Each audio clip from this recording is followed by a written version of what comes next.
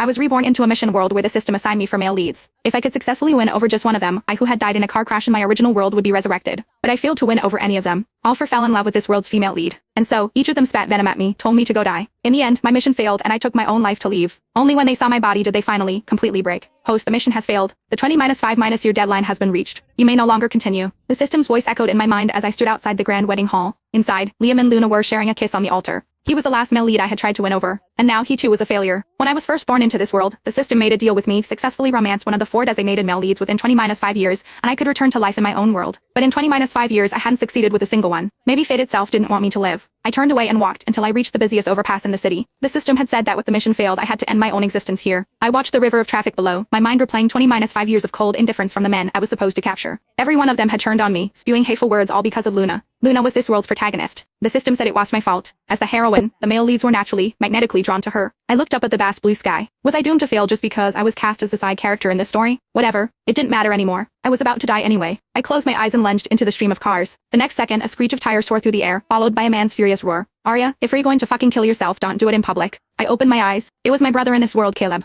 He was one of the 4 male leads of the system had assigned me. The system once told me that if I could raise his familial affection value to 100%, my mission would be a success. But then he met Luna, and she stole his heart. He fell for her completely. And when Luna claimed I had hired someone to assault her, Caleb believed her without a moment's hesitation. From that day on, he hated my guts. He dragged me into his car, sped to a deserted riverbank nearby, and hauled me out, slapping me hard across the face. If you want to die, don't make a public spectacle of it. You'll just end up costing some poor bastard a fortune in damages. I've picked a better spot for you. Right here. Go on. Hurry up and die. My head was ringing from the force of the blow, my legs threatening to buckle. This wasn't the first time I'd attempted this in front of him. Back then, when his world revolved only around Luna, it used the threat of my death to make him feel something, anything, to get him to listen to my side of the story. I hadn't truly wanted to die. So now he thought I was just crying wolf again. He was certain I wouldn't go through with it. Brother, what are you doing here? I looked up at him, the bitterness in my voice impossible to suppress. Why aren't you at Luna's wedding? Did you come out here for me? He was just at the wedding. Had he seen me leave and followed, worried something might happen? A sliver of hope flickered within me. His next words shattered the hope into a million pieces. Don't flatter yourself. I didn't come for you. I was on my way to pick up Luna's reception dress. Who knew I'd run into a psycho like you on the way? Let me tell you something, Arya. Stop trying to use these pathetic tricks to get my sympathy. I looked at his vicious expression and laughed bitterly inside. And I thought he was actually worried about me. How wrong I was. I already knew. My brother was hopelessly, pathetically in love with Luna. He was her lapdog, but Luna loved Liam. So Caleb was content to watch her marry another man, even running errands for her wedding. The very picture of devotion. There was nothing left to say. I turned and walked step by step into the river. Caleb must have thought I was still bluffing. He stood on the bank mocking me. A little faster, why don't you? You're so slow. If you're going to die, do it quickly. Don't make me late picking up that dress. I picked up my pace, letting the frigid water swallow my body, rising until it closed over my head. The icy current flooded my mouth, my lungs screaming for air. Finally, I thought, I can finally leave. But the next second, I was yanked violently upwards. CRECK. Another slap from Caleb. You actually fucking dared to die, he roared. Arya, who gave you the guts?